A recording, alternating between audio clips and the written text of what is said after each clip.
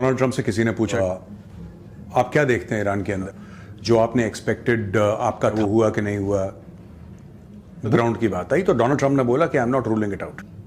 यही बात defence secretary पीट हेग्सेथ ने भी करी। अमेरिका है और अमेरिका के साथ ही हमेशा इंडिया की सपोर्ट रहेगी। मोदी जी एक बहुत बड़ा रिस्क ले रहे हैं क्योंकि हमें मालूम है कि दुनिया के अंदर बहुत ज़्यादा कॉन्फ्लिक्ट्स आगे जाकर बढ़ने वाले हैं। अमेरिका ने हमें एक काम करने के लिए बोला। अमेरिका के सदर डोनाल्ड ट्रंप ने कहा है कि हम सबसे पहले ईरान को ख़त्म करना चाहते हैं। ईरान कभी थ्रेट था ही नहीं, पूरा का पूरा मिडल ईस्ट ही वो अमेरिका के लिए खतरनाक है। क्यों? इन्होंने रेडिकलाइज्ड एलिमेंट्स को पूरे दुनिया में क्रिएट करिए और सारे रेडिकलाइज्ड जितने भी लोग हैं उनका सबसे बड़ा टारगेट वो अमेरिका है। वो चाहते हैं अमेरिका गिरा तो पूरे दुनिया के ऊपर हम कब्जा कर लेंगे। देखना चाहेंगे कि इंडिया क्या रिस्पॉन्स दे रहा है, कि वो अमेरिका की साइड लेगा, इसराइल की लेगा, ईरान की लेगा। क्योंकि जियोपॉलिटिक्स में जब देखते हैं इनके टाइज तीनों ममालिक के साथ इंडिया के काफ़ी अच्छे हैं। ईरान की नेवी को बर्बाद करना, और वो काम वो बखूबी कर रहे हैं। एयरफोर्स तो वैसे ही ईरान की कुछ नहीं रही दोस्तों, एयरफोर्स तो वैसे ही ठप है डे वन से। अब नेवी को भी ठप कर रहे हैं।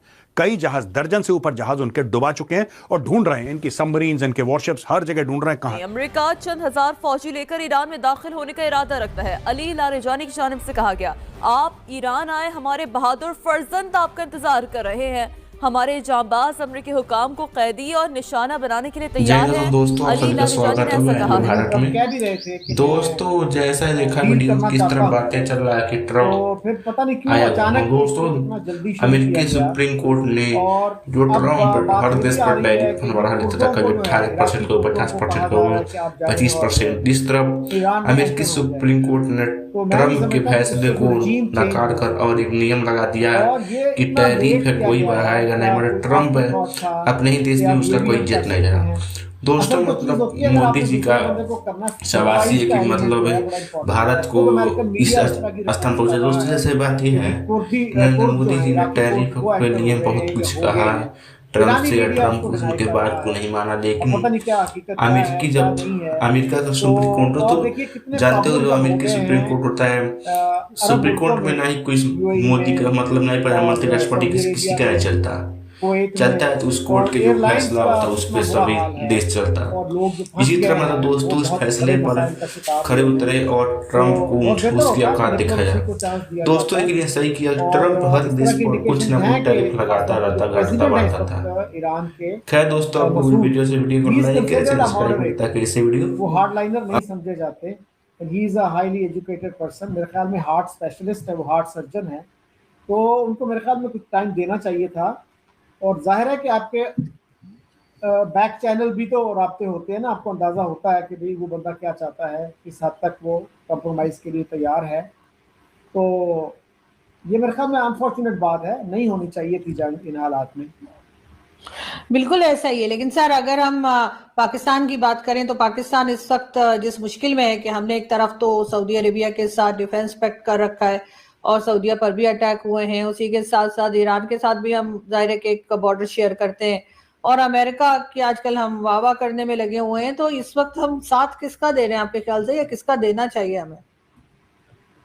बहुत मुश्किल सूरत हाल है और हमें समझ नहीं आती कि हम क्या करें, क्या कहें, क्या ना कहें। तो अमेरिका को भी हम कंडेम नहीं कर सकते, तो ईरान को भी हम कंडेम नहीं कर सकते, सऊदी अरेबिया को हम छोड़ नहीं सकते, यूएई के साथ भी हमारे अच्छे ताल्लुकात हैं, अगरचे कुछ लोग कहते हैं कि इतने अच्छे नहीं हैं जितने सऊदी अरब के साथ हैं। बहरहाल उनसे भी हमने पैसे लिए हुए हैं और उनसे भी हम कह रहे हैं कि इनको रीशेड्यूल कर दो। वो कहते हैं अच्छा 2 हफ्ते के लिए कर लो, 2 महीने के लिए कर लो। तो लॉन्ग टर्म जो है रीशेड्यूलिंग करने के लिए वो तैयार नज़र नहीं आते। और अब तो हो सकता है उनके जो है मईशत पे भी प्रेशर आएगा, उनकी एयरलाइंस जो हैं वो प्रेशर में हैं और उनका टूरिज़्म जो है वो बहुत ज़्यादा उसने सफ़र किया है। तो ये मेरे ख्याल में पूरे खित्ते के लिए इट्स अ बैड डेवलपमेंट।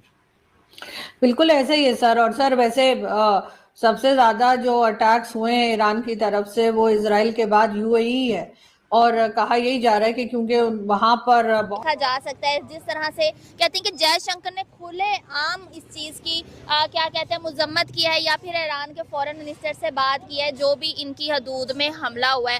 तो आपको नहीं लगता है कि ये इन्होंने बहुत बड़ा स्टेप लिया है और अमेरिका इससे नाराज़ हो सकता है? देखिए ना कि स्टेप तो अमेरिका ने सबसे बड़ा लिया कि आप किसी की टेरिटरी में जाके किसी के मेहमान पे आप अटैक कर रहे हैं। उन्होंने अमेरिका तो कुछ नहीं कहा, इस पर तो जंगें छिड़ जाती है इस बात पे कि आप इनकी टेरिटरी में आके यहाँ पे टेस्टिंग नहीं आप कर सकते अपने मिसाइल्स की, आपने आके वॉरशिप पे उनके अटैक किया, ठीक है। तो इंडिया ने तो भी कुछ करना ही, जबकि हम देख सकते हैं कि उसने सिर्फ अभी तक ईरान से आके कॉन्डोलेंस अपना जाहिर किया, लेकिन उसने अभी तक अमेरिका के खिलाफ कोई एक्शन नहीं लिया, या उसने कोई स्टेटमेंट नहीं दी।